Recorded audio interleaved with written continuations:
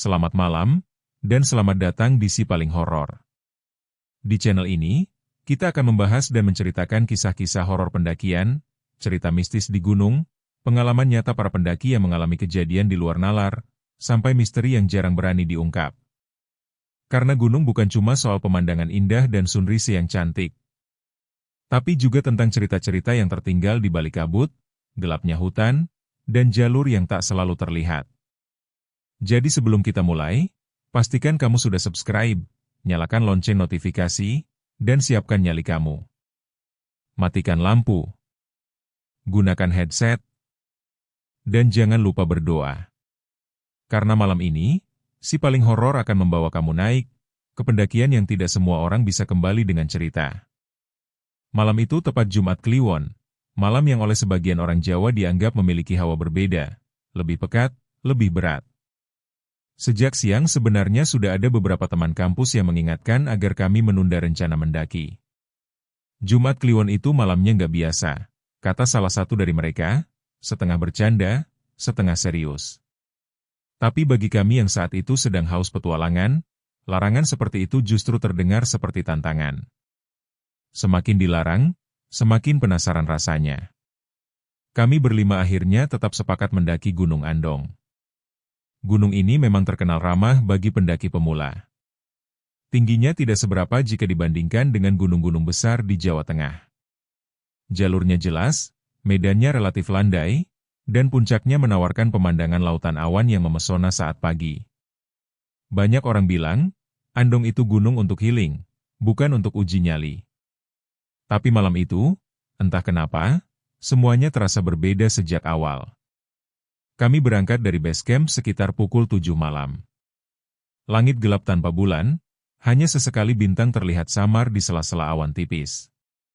Lampu-lampu headlamp kami menyala bersamaan, menciptakan garis cahaya yang menembus kegelapan. Di awal pendakian, suasana masih terasa normal. Kami bahkan masih sempat bercanda, saling mengejek soal siapa yang bakal ngos-ngosan duluan. Beberapa pendaki turun berpapasan dengan kami. Wajah mereka terlihat lelah, tapi anehnya tidak banyak yang tersenyum seperti biasanya. Salah satu dari mereka sempat berhenti dan berkata, "Hati-hati ya, di atas lagi sepi." Kalimat itu sederhana. Wajar saja kalau malam hari lebih sepi. Tapi cara dia mengucapkannya terasa janggal.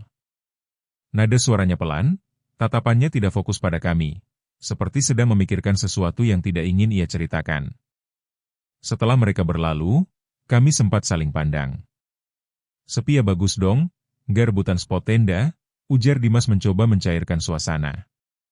Kami tertawa, meski tawa itu terdengar sedikit dipaksakan. Semakin menanjak, pepohonan di sekitar jalur mulai terlihat lebih rapat. Bayangan batang-batang pinus memanjang aneh di terpa cahaya senter kami. Biasanya, di gunung seperti ini, suara alam justru terasa hidup. Ada suara jangkrik, gesekan daun tertiup angin, atau sesekali suara burung malam. Tapi malam itu, tidak ada apa-apa. Sunyi. Sunyi yang terlalu sunyi. Langkah kaki kami terdengar begitu jelas, seakan-akan setiap pijakan menggema lebih keras dari seharusnya. Bahkan suara napas kami sendiri terasa asing di telinga.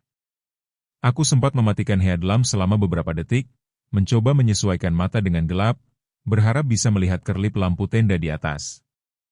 Tapi yang terlihat hanya hitam pekat. "Aneh nggak sih?" bisik Rian dari belakangku. "Aneh apanya?" tanyaku, meski sebenarnya aku tahu maksudnya. Nggak ada suara apa-apa. Aku tidak langsung menjawab. Karena memang benar. Tidak ada suara serangga.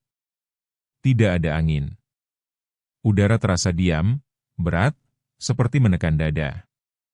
Bahkan bau tanah dan dedaunan yang biasanya kuat di gunung pun terasa samar. Sekitar 1 jam perjalanan, kami mulai merasa jalur yang kami lewati terasa berbeda. Tadi masih ada papan penunjuk arah yang jelas.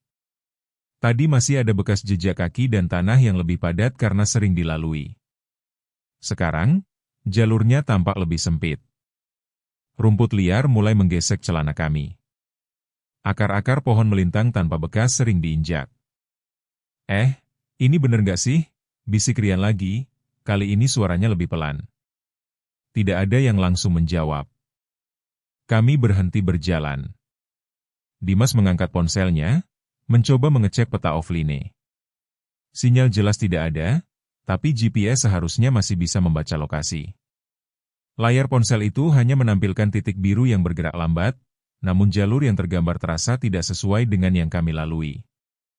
Harusnya tadi kita nemu pos kecil sebelum tanjakan panjang, kata Seno pelan. Aku mengangguk. Aku juga ingat itu. Pos sederhana dari kayu, biasanya jadi tempat istirahat sebelum masuk area terbuka menuju puncak. Tapi sejak tadi kami tidak melihat apapun. Hanya jalur tanah yang semakin lama semakin menyempit. Kami mencoba mengingat kembali percabangan terakhir. Rasanya tadi kami tidak melewati cabang apapun. Jalurnya lurus saja. Tapi kalau memang lurus, kenapa penandanya hilang? Angin tiba-tiba berhembus pelan. Tidak kencang, hanya cukup untuk membuat dedaunan di atas bergesekan pelan. Namun suara gesekan itu justru terdengar seperti bisikan panjang. Aku merinding. Refleks aku menoleh ke belakang. Gelap. Lampu headlamp Rian menyinari wajahku dari samping, membuat bayanganku sendiri tampak seperti sosok lain di antara pepohonan. Balik aja nggak sih? Usul Rian. Balik kemana? Dimas menimpali cepat. Kalau kita udah salah jalur, belum tentu jalan turun tadi masih ketemu. Kalimat itu membuat tengkuku terasa dingin. Maksudnya, bagaimana kalau sejak tadi kami bukan hanya salah arah, tapi sudah terlalu jauh masuk ke jalur yang tidak seharusnya? Kami mencoba berjalan sedikit lagi dengan harapan menemukan penanda. Setiap beberapa meter, kami berhenti, menyinari sekitar, mencari pita plastik atau tanda cat di batang pohon. Tidak ada. Hanya batang-batang tinggi yang tampak seragam, seolah-olah sengaja menutupi sesuatu. Tiba-tiba, Seno yang berjalan paling depan berhenti mendadak. Aku hampir menabraknya. Ada apa? Tanyaku. Dia tidak langsung menjawab. Tangannya menunjuk ke tanah. Di sana, samar-samar terlihat jejak kaki. Tapi bukan jejak sepatu gunung seperti yang kami pakai. Bentuknya lebih kecil. Tanpa pola sol yang jelas. Seperti jejak kaki telanjang. Kita bukan satu-satunya yang lewat sini, bisiknya. Aku mencoba berpikir logis. Mungkin saja ada warga sekitar yang naik turun tanpa alas kaki. Atau mungkin hanya ilusi cahaya.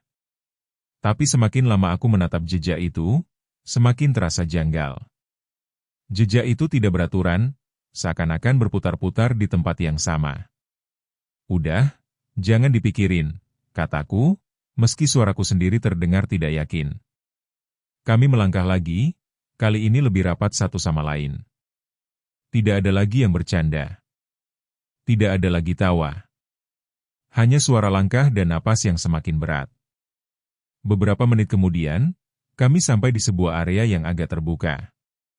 Tanahnya lebih rata, dikelilingi pohon-pohon tinggi. Di tengah area itu, ada batu besar yang bentuknya tidak biasa. Permukaannya datar, seolah pernah digunakan untuk sesuatu. Aku merasakan sesuatu yang aneh di tempat itu. Udara terasa lebih dingin. Bulu kuduku berdiri tanpa alasan jelas. Harusnya kita nggak lewat sini, gumam Dimas. Lu pernah ke sini? Tanyaku cepat. Dia menggeleng pelan. Nggak. Justru itu. Hening kembali menyelimuti kami. Jam di tanganku menunjukkan hampir pukul 9 malam. Artinya, kami sudah mendaki sekitar 2 jam, padahal biasanya dalam waktu segitu sudah hampir sampai puncak. Tapi yang kami lihat sekarang bukan puncak, bukan lautan lampu kota di kejauhan, melainkan hutan yang terasa semakin asing. Rian tiba-tiba bersuara lagi, kali ini lebih lirih dari sebelumnya. Tadi kita lewat batu ini nggak sih? Aku menoleh cepat ke arah batu besar di tengah area terbuka itu. Perasaan tidak enak langsung menjalar di perutku. Batu itu terasa familiar. Terlalu familiar. Aku mencoba mengingat, dan jantungku seakan berhenti sesaat ketika sadar. Sekitar 15 menit yang lalu, kami juga sempat berhenti di tempat dengan batu yang sangat mirip seperti ini. Waktu itu kami pikir hanya kebetulan ada batu besar di jalur. Tapi sekarang, melihat bentuknya yang sama, goresan di sisinya yang sama, bahkan akar pohon melilit di sudut yang sama, rasanya mustahil ini kebetulan. Jangan-jangan, Seno tidak melanjutkan kalimatnya. Tidak perlu. Kami semua sudah sadar. Kami bukan hanya tersesat. Kami seperti berputar di tempat yang sama. Dan di tengah hutan yang sunyi itu, dengan malam Jumat Kliwon yang semakin larut, kesadaran itu terasa jauh lebih menakutkan daripada sekadar kehilangan arah. Kami sepakat untuk mencoba turun sedikit, berharap bisa menemukan kembali jalur utama yang tadi entah bagaimana menghilang. Logikanya sederhana, kalau kami salah ambil arah ke atas, mungkin dengan menuruni beberapa meter kami akan menemukan percabangan atau penanda yang terlewat. Awalnya keputusan itu terasa masuk akal. Kami berbalik arah, menuruni jalur tanah yang tadi kami lewati. Namun semakin kami melangkah, semakin terasa bahwa ini bukan jalur yang sama. Tanahnya lebih lembek, seperti jarang diinjak. Akar-akar pohon lebih banyak menyembul keluar, memaksa kami melangkah hati-hati. Semak-semak di kiri kanan semakin rapat, bahkan beberapa kali kami harus menepis ranting yang menghalangi wajah. Udara berubah. Tadi memang dingin, wajar untuk suasana gunung malam hari. Tapi sekarang dinginnya berbeda. Lebih menusuk. Bukan hanya di kulit, tapi seperti merambat pelan ke dalam tulang. Aku bisa melihat napasku sendiri mengepul tipis di cahaya headlamp, padahal sebelumnya tidak sejelas ini. Perasaan tadi nggak sedingin ini, gumam Seno sambil menggosok kedua tangannya. Tidak ada yang menjawab. Kami semua merasakannya. Hutan di sekitar kami kini tampak lebih tinggi dan lebih tua. Batang-batang pohon besar menjulang lurus ke atas, cabangnya saling bertaut membentuk kanopi gelap yang menutup langit. Cahaya headlamp kami terasa seperti ditelan sebelum benar-benar menerangi sekitar. Lalu, di tengah keheningan yang terlalu pekat itu, terdengar sesuatu. Awalnya samar. Nyaris seperti ilusi. Ting. Tung. Teng. Kami berhenti bersamaan. Suara itu datang lagi. Lebih jelas. Pola yang teratur. Dentingan logam yang khas. Gamelan. Tidak mungkin salah. Irama pelan tapi pasti, seperti alunan pembuka sebuah acara. Diikuti suara kendang yang lembut, lalu gemerincing kecil yang mengisi sela-sela nada. Kami saling pandang. Wajah-wajah yang tadi sudah tegang kini terlihat semakin pucat diterpa cahaya putih dari headlamp masing-masing. Lu denger juga kan? Bisik Rian. Aku mengangguk pelan. Suara itu jelas bukan dari puncak. Arahnya berbeda. Jika tadi puncak ada di belakang kami, kini suara itu datang dari samping kiri, lebih dalam ke arah hutan. Di atas lagi ada acara ya? Dimas mencoba terdengar santai, meski suaranya sedikit bergetar. Mungkin ada warga yang bikin selametan atau apa gitu. Jam segini? Seno menimpali pelan. Di tengah hutan? Tidak ada penerangan terlihat dari kejauhan. Tidak ada sorot lampu senter lain, tidak ada cahaya terang seperti biasanya kalau ada rombongan berkemah. Hanya gelap, dan suara gamelan yang terus berdenting. Beberapa detik kemudian, suara lain mulai menyusul. Suara ramai. Seperti banyak orang berbicara bersamaan. Tertawa. Ada yang berseru memanggil seseorang. Terdengar juga bunyi piring beradu, sendok menyentuh mangkuk, seperti suasana hajatan di kampung. Hutan yang tadinya mati kini terasa hidup. Tapi bukan kehidupan yang wajar. Ayo, ayo masuk. Suara itu tiba-tiba terdengar lebih jelas. Kami semua menoleh ke arah yang sama.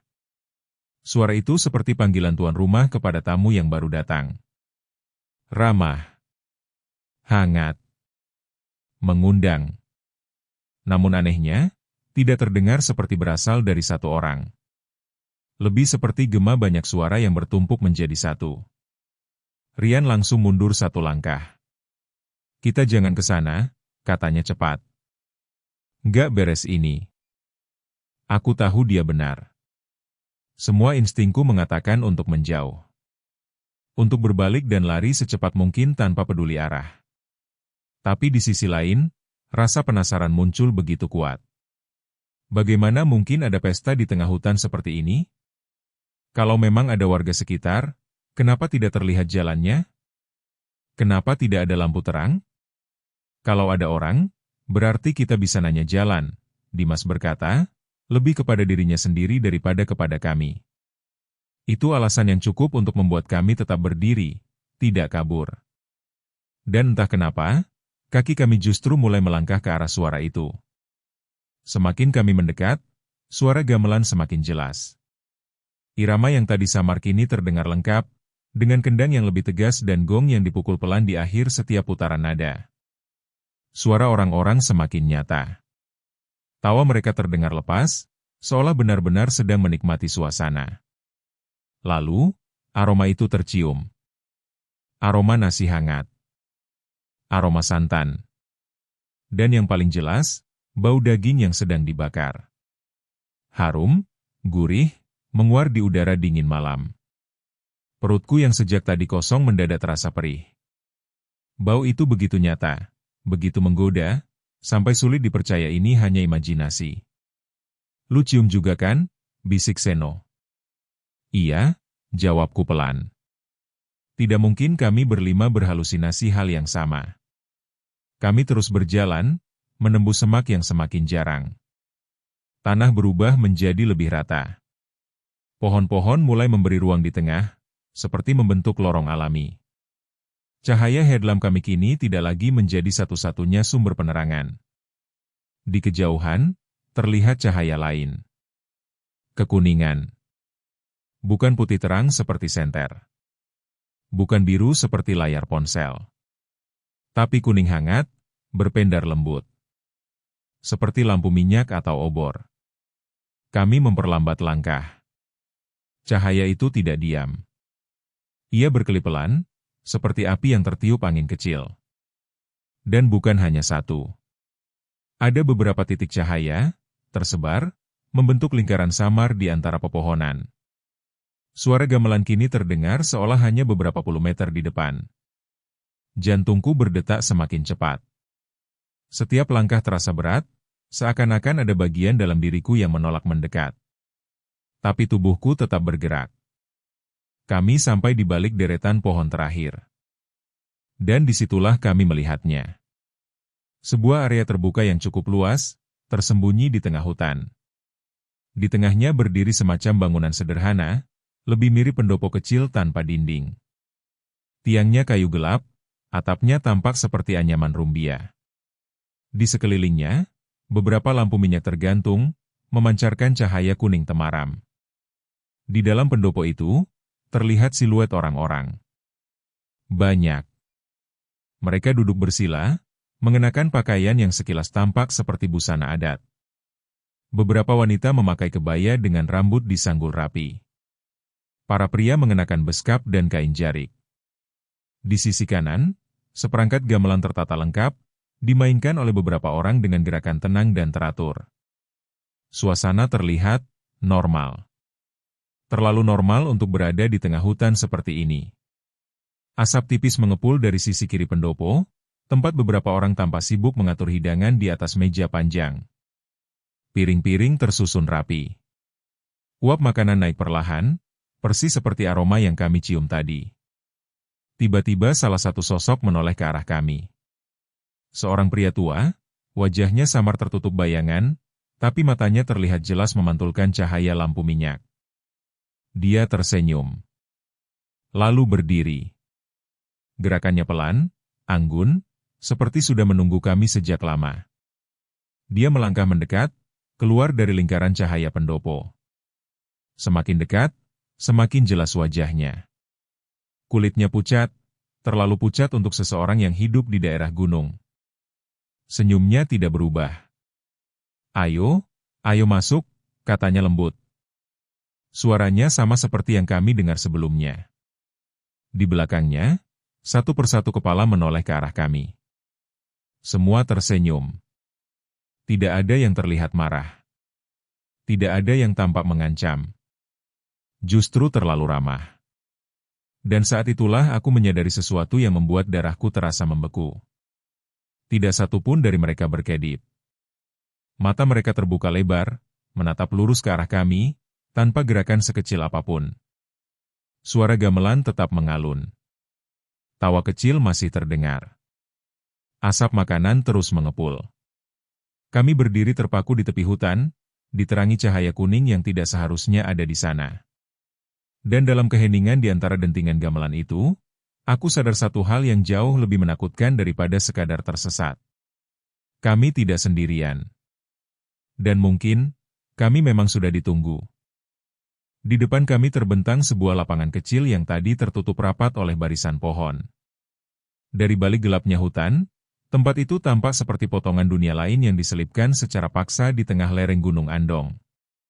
Tanahnya rata, bersih dari semak, seolah memang rutin dirawat. Di tengahnya berdiri pendopo kayu beratap rumbia, diterangi lampu-lampu minyak yang tergantung melingkar di sekelilingnya. Cahaya kuningnya lembut, berpendar, menciptakan bayangan panjang yang menari pelan di tanah. Dan di sana, ramai. Orang-orang duduk bersila dalam barisan rapi. Pria-pria mengenakan beskap gelap dengan belangkon terpasang sempurna di kepala. Kain jarik mereka terlipat halus, tidak kusut sedikit pun. Perempuan-perempuan mengenakan kebaya dengan warna-warna lembut, gading, hijau pucat, merah marun, rambut mereka disanggul tinggi, dihiasi bunga melati yang tampak segar. Dari kejauhan, suasana itu seperti pesta pernikahan adat Jawa zaman dulu, lengkap dengan seperangkat gamelan yang ditabuh pelan di sisi kanan pendopo. Suara gamelan terdengar jelas sekarang. Denting saron, bunyi kendang yang mengatur tempo, dan gong yang dipukul perlahan di akhir setiap putaran nada. Irama itu mengalun tenang, tidak terlalu cepat, tidak terlalu lambat. Seharusnya terdengar menenangkan. Tapi tidak. Karena ada sesuatu yang tidak pas. Tidak satu pun dari mereka berbicara dengan suara jelas. Dari tempat kami berdiri, terdengar gumaman rendah, seperti banyak orang bercakap-cakap dalam waktu bersamaan namun tanpa kata yang bisa dimengerti. Bibir mereka bergerak. Kepala mereka sedikit mengangguk atau menoleh ke kanan dan kiri. Namun suara yang keluar hanya dengungan samar, seperti rekaman yang diputar pelan dan teredam. Kami berlima berdiri terpaku di tepi lapangan, setengah tersembunyi di balik bayangan pohon terakhir. Tidak ada yang berani melangkah maju. Tidak ada yang berani bersuara.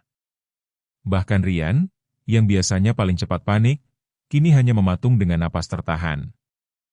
Jantungku berdetak keras. Anehnya, meski jarak kami tidak terlalu jauh dari pendopo itu, tidak satupun orang tampak benar-benar memperhatikan kami. Mereka tetap duduk, tetap bergumam, tetap tersenyum tipis satu sama lain.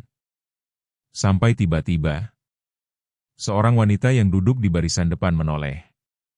Gerakannya pelan, hampir seperti boneka yang kepalanya diputar dengan hati-hati. Wajahnya tertimpa cahaya lampu minyak, membuat kulitnya terlihat sangat pucat. Terlalu pucat. Seperti tidak pernah terkena matahari. Matanya besar. Hitam. Bukan hitam karena pupilnya besar. Hitam seluruhnya. Tidak terlihat bagian putih sama sekali. Senyumnya perlahan melebar ketika tatapannya tepat mengarah ke kami. Senyum yang tidak menunjukkan kegembiraan, tidak juga kemarahan. Hanya tarikan bibir yang terlalu lebar untuk terlihat alami. Tanganku refleks meraih lengan Dimas di sebelahku. Wanita itu berdiri. Gerakannya anggun, kebayanya jatuh rapi mengikuti tubuhnya yang ramping. Ia melangkah turun dari pendopo, melewati barisan orang-orang yang tetap duduk tanpa bereaksi. Tidak ada satupun yang menahannya. Tidak ada yang memperhatikan. Seolah-olah semua sudah tahu apa yang akan terjadi. Langkahnya pelan. Namun dalam hitungan detik, jarak yang tadinya puluhan meter terasa menyusut begitu saja. Seperti ruang di antara kami terlipat.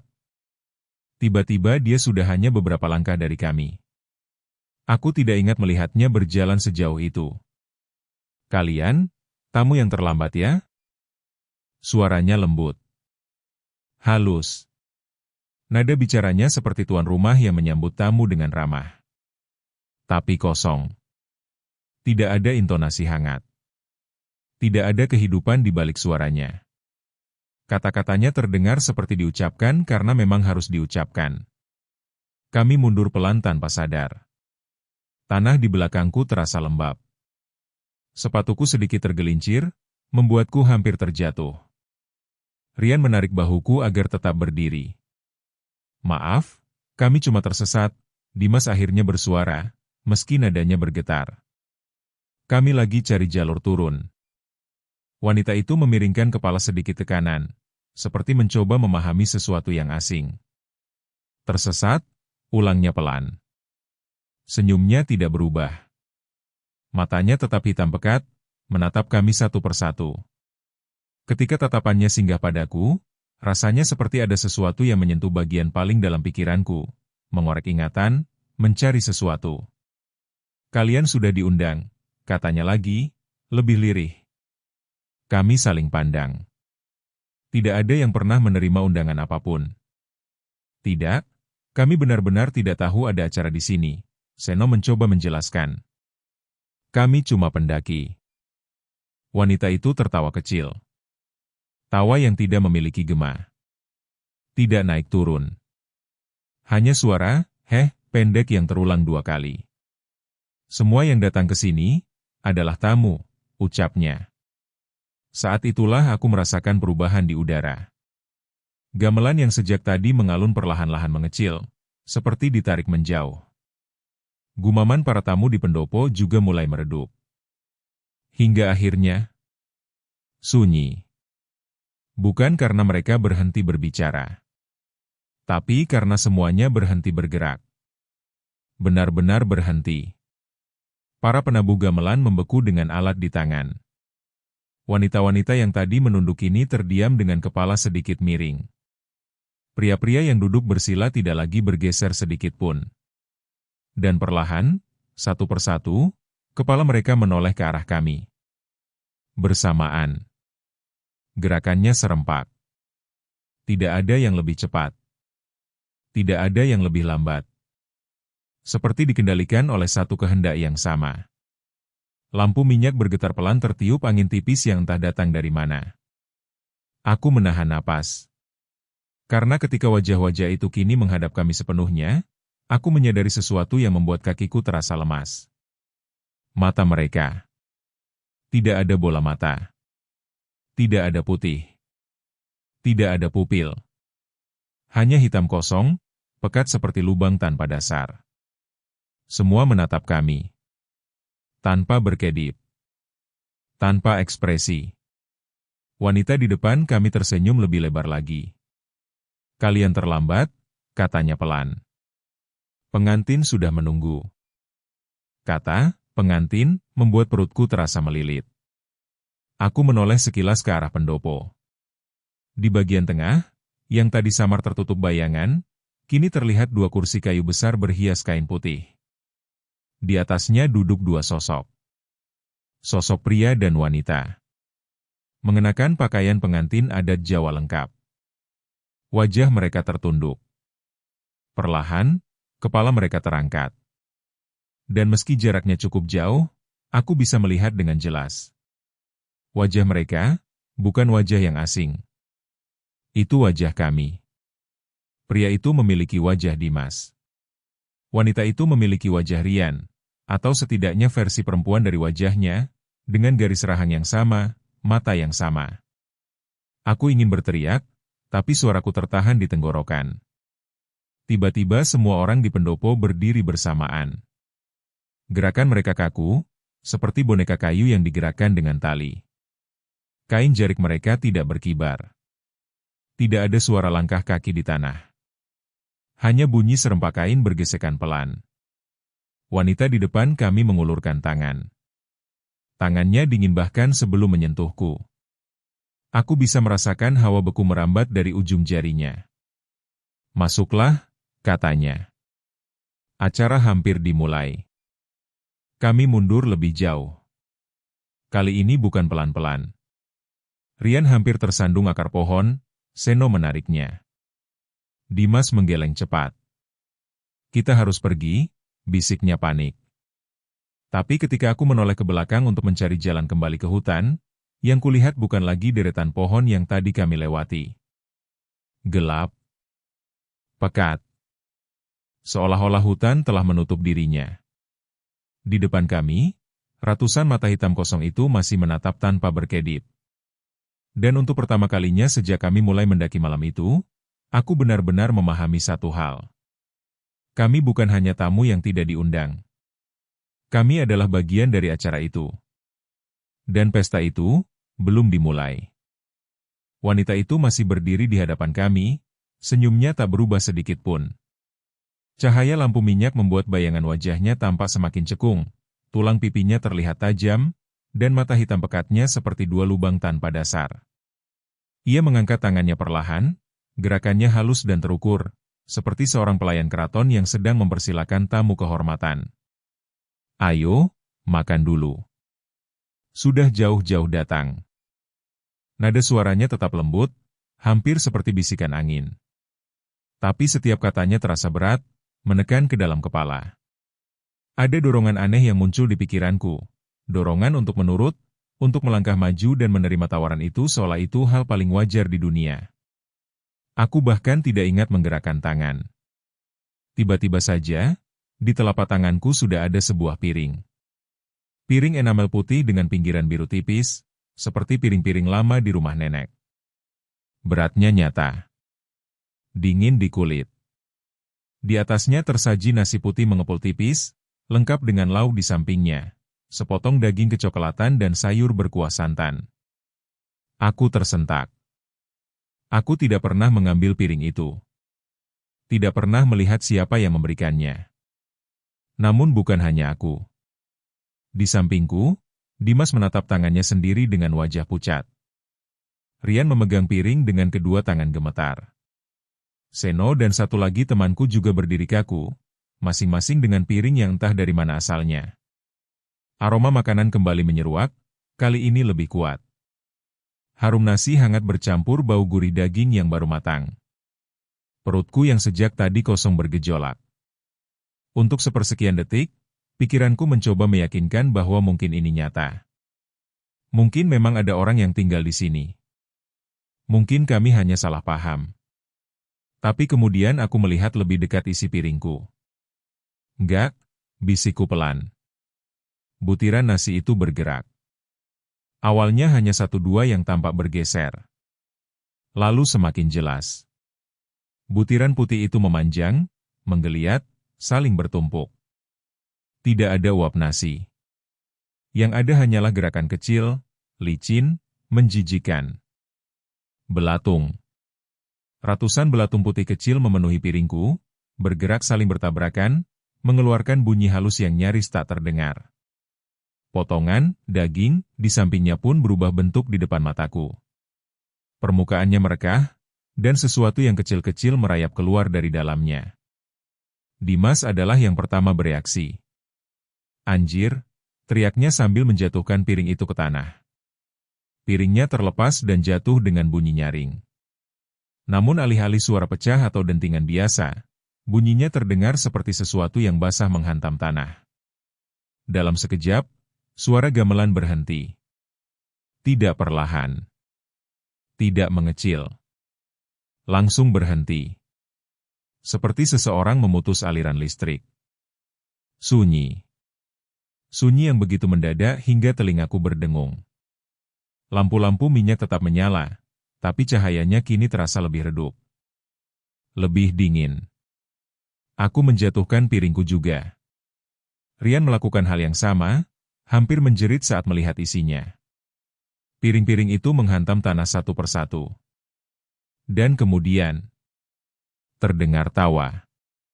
Awalnya satu suara. Lalu dua. Lalu puluhan. Tawa itu menggema di seluruh lapangan kecil itu, memantul di antara batang-batang pohon, membentuk gema yang melengking dan menyayat telinga. Bukan tawa bahagia. Bukan tawa ramah. Tapi tawa panjang yang dipenuhi ejekan. Wanita di depan kami tidak lagi tersenyum lembut. Kini bibirnya terbuka terlalu lebar, hingga hampir mencapai pipi.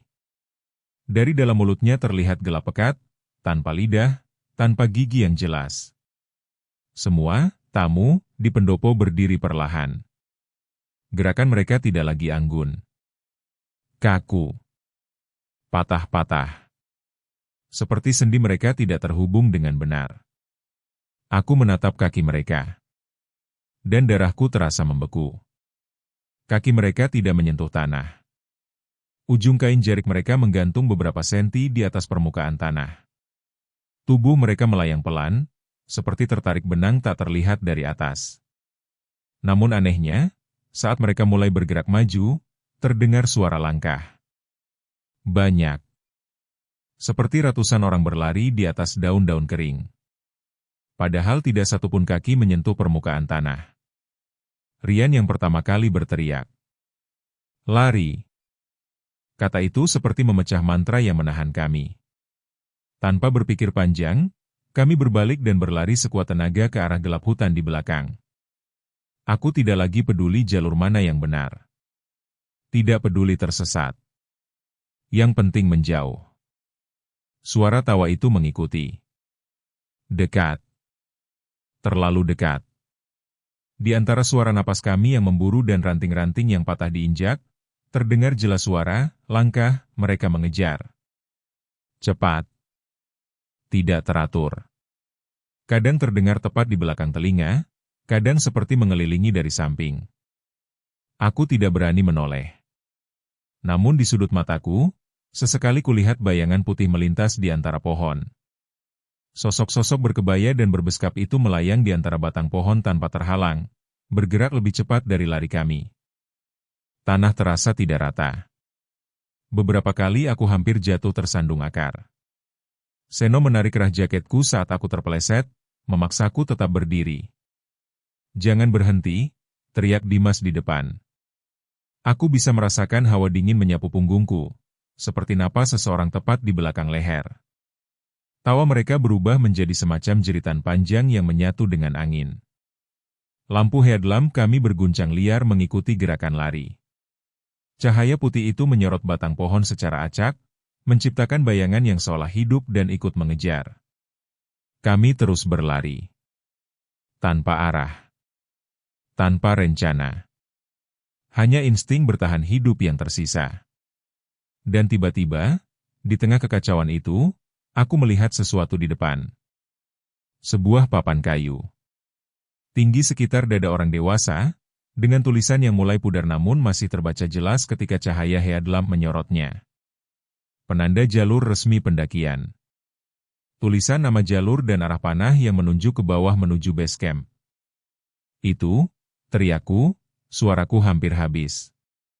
Kami mengerahkan sisa tenaga untuk berlari ke arah papan itu.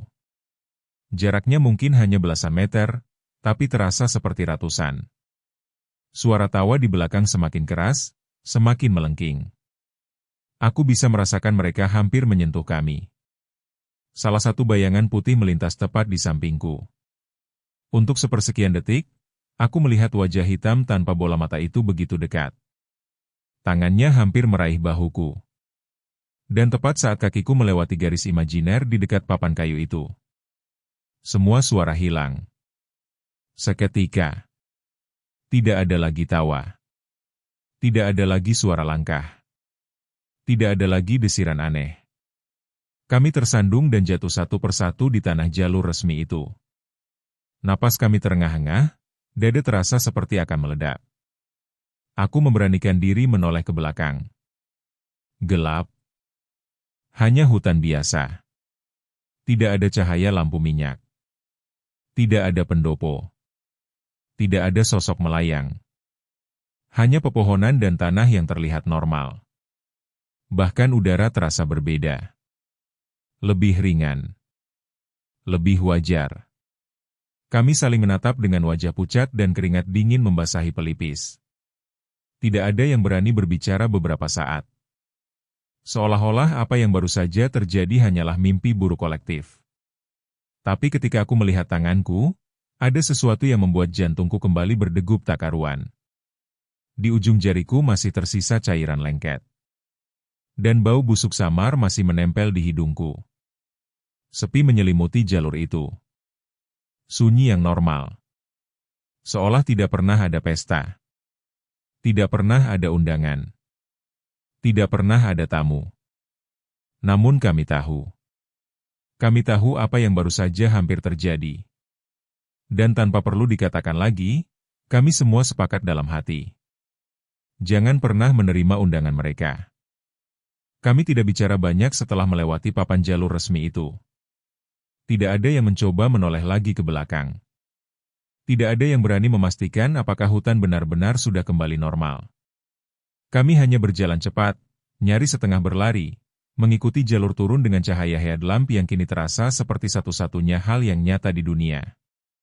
Tidak ada lagi suara aneh. Tidak ada gamelan. Tidak ada tawa. Hanya bunyi langkah sepatu kami menghantam tanah dan daun kering. Napas kami masih terengah-engah, dada terasa panas karena terlalu lama menahan panik. Biasanya jalur turun dari Gunung Andong terasa santai, bahkan menyenangkan. Tapi malam itu, setiap tikungan terasa seperti ancaman. Setiap bayangan pohon membuat jantung melonjak. Kami tidak berhenti istirahat sama sekali. Tidak peduli kaki mulai pegal, tidak peduli lutut gemetar. Yang ada di kepala kami hanya satu, turun. Keluar dari gunung itu secepat mungkin. Sekitar 1 jam kemudian, cahaya lampu base camp mulai terlihat di kejauhan. Lampu putih biasa, bukan kuning temaram seperti di pesta itu. Melihatnya saja sudah membuat dadaku sedikit lega.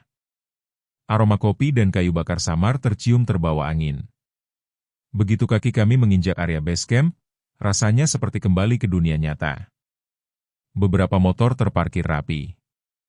Tenda kecil berdiri di samping bangunan kayu tempat pendaftaran. Semua terlihat normal. Terlalu normal dibandingkan apa yang baru saja kami alami. Penjaga base camp yang tadi mencatat nama kami masih duduk di teras, membungkus diri dengan jaket tebal. Dia mengangkat kepala saat melihat kami datang tergesa-gesa. "Loh, kok turun lagi?" tanyanya heran. "Belum sampai puncak, kan?" Tidak ada yang langsung menjawab. Kami hanya saling pandang. Wajah kami pasti terlihat berantakan, pucat, berkeringat, napas belum stabil. Akhirnya Dimas yang berbicara, suaranya serak. "Pak, di atas tadi, ada orang bikin acara?" Penjaga itu mengernyit. "Acara? Acara apa?" "Kayak, pesta. Ada gamelan. Banyak orang pakai baju adat, tambah senopelan." Wajah penjaga itu yang awalnya santai perlahan berubah. Senyumnya menghilang. Garis di dahinya menegang. "Kalian dengar gamelan ya?"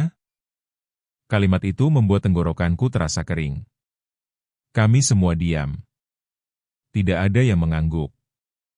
Tidak ada yang menyangkal. Tapi mungkin dari ekspresi kami saja sudah cukup untuk menjawab.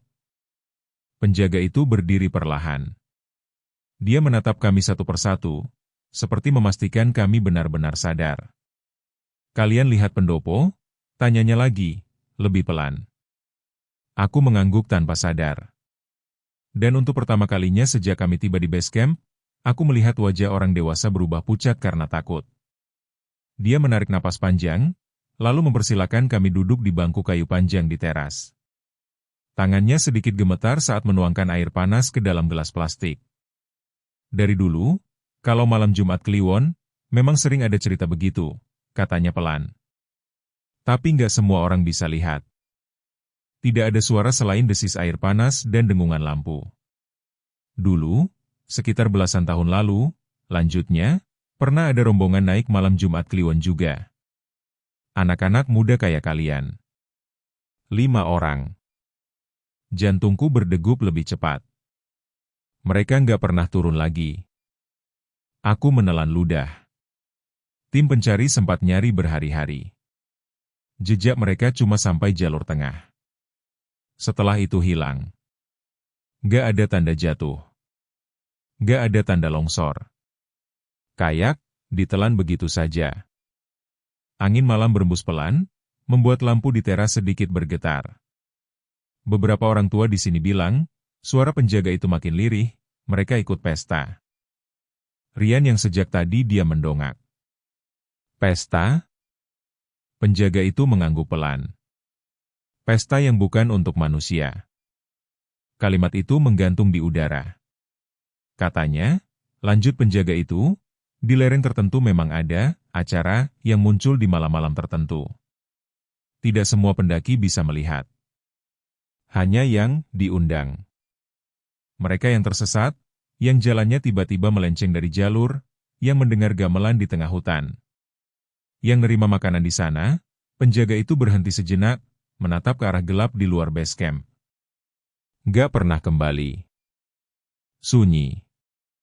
Kami berlima saling pandang. Dan saat itulah kenangan itu menghantamku seperti pukulan.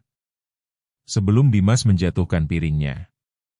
Sebelum kami sadar isi piring itu bukan nasi. Aku sempat menyentuhnya dengan ujung jari. Bahkan, tanpa sadar, aku sempat membawa sedikit ke bibirku. Hanya serpihan kecil. Refleks. Karena baunya begitu nyata. Aku tidak sempat benar-benar mengunyah. Tapi rasa itu, masih bisa kuingat. Hangat. Gurih. Lalu berubah menjadi pahit dan amis dalam hitungan detik. Aku menoleh ke Dimas. Wajahnya pucat bukan karena cerita penjaga. Tapi karena dia juga mengingat hal yang sama. Kalian, gak makan apa-apa kan? Tanya penjaga itu tiba-tiba. Tidak ada yang langsung menjawab. Rian menunduk. Seno mengepalkan tangan. Aku bisa melihat rahang Dimas mengeras. Kami, suaraku tercekat. Cuma sedikit. Penjaga itu menutup mata sesaat, seperti menahan sesuatu. Kalau cuma kena di bibir, biasanya masih bisa lepas, katanya pelan. Yang bahaya itu kalau sampai ditelan. Aku tidak yakin apakah serpihan kecil itu sempat masuk ke tenggorokanku atau tidak. Aku tidak ingin mengingatnya terlalu detail. Malam itu kami tidak langsung pulang. Tidak ada yang berani tidur di tenda. Kami duduk sampai hampir subuh di teras base camp, ditemani lampu dan suara ayam jauh di kampung bawah. Saat matahari mulai naik, semuanya terasa lebih masuk akal. Hutan tampak biasa saja. Jalur pendakian terlihat jelas dari bawah. Sulit dipercaya bahwa beberapa jam sebelumnya kami hampir menjadi bagian dari sesuatu yang tidak masuk akal. Kami pulang tanpa banyak bicara di perjalanan. Namun cerita itu tidak berhenti di gunung. Beberapa minggu setelah kejadian, malam Jumat Kliwon pertama datang. Aku sedang di kamar kos, sendirian. Jam menunjukkan hampir tengah malam. Tidak ada yang aneh. Tidak ada angin kencang. Tidak ada suara apapun selain kipas angin kecil di sudut ruangan. Lalu aku mendengarnya. Pelan. Ting. Tung. Teng. Aku membeku. Suara itu jauh. Samar. Tapi jelas. Irama yang sama seperti di hutan. Aku berdiri perlahan, mendekati pintu kamar. Suara itu seperti datang dari luar. Dari lorong kos yang seharusnya sepi. Aku membuka pintu dengan hati-hati. Kosong. Lampu lorong menyala biasa. Tidak ada siapapun. Tapi suara gamelan itu masih terdengar. Pelan. Seperti dari ujung lorong yang gelap. Keesokan harinya, grup chat kami ramai. Rian mengirim pesan duluan. Lu pada denger nggak semalam? Tidak perlu dijelaskan. Kami semua tahu maksudnya. Sejak malam itu, setiap Jumat Kliwon, suara itu kadang muncul.